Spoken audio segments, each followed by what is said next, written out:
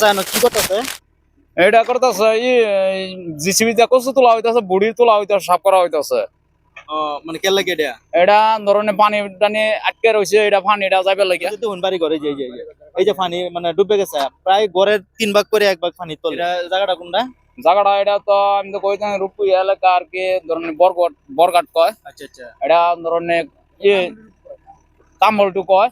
এটা ধরনের এই রূপপুরের গাংডা গাং। এই এবছরা যে সাফা করতেছে এটা কি পাবলিকে করতেছে না না, এটা সরকারের তরফ থেকে। সরকারের তরফ থেকে করতেছে না? বলা থেকে কাম করতেছেন এরা? আমরা ধরনের 10টা 11টা থেকে। 10টা 11টা থেকে। আর কিরকম টাইম লাগবে এটা? এটা হিসাব নাই কতদিন লাগে, এটা কই হইতাম না। ধরুন আনুমানিক আগে বড় আইনারি তার রকম করছি, ধরুন আমরা এই কলঙ্গ করছি। কোন কলঙ্গ? নগা মুড়ি কলম। নগা মুড়ি কলম না, এটা সব করছে।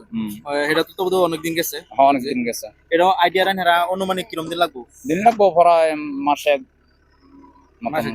আমরা যেটা আর কি রূপই বরঘাট বিল, যেটা আর কি রূপই আমরা হুনাই নদী বলে জানি, এই বিলটা আর কি সাফ করতেছে বর্তমান। এটা ডিসির আন্ডারের থেকে অর্ডার হয়েছে, ডিসির অর্ডারের কামটা করতেছে। মোটামুটি ভালো একটা সময় লাগবো। আমরা যে এলাকাটা এটা যে মানে গেউরা হোক বা বরঘাটি হোক বা এদিকে মোটামুটি জেউমারি হোক, তেলিশিয়াপুরি হোক, এটা সব মানে পানিতে বর্তমান ফ্লাড হয়েছে। কারণ এই কচু আর কি এই বস্তুটি জারবনি তার কারণে পানি যায় তারা না, এটা লাগে মানে ভিডিওটা লম্বা করলাম না। আপনারা বেশি বেশি ভিডিওটা শেয়ার করে দিবেন যাতে সবাই দেখতে পারে আর কি।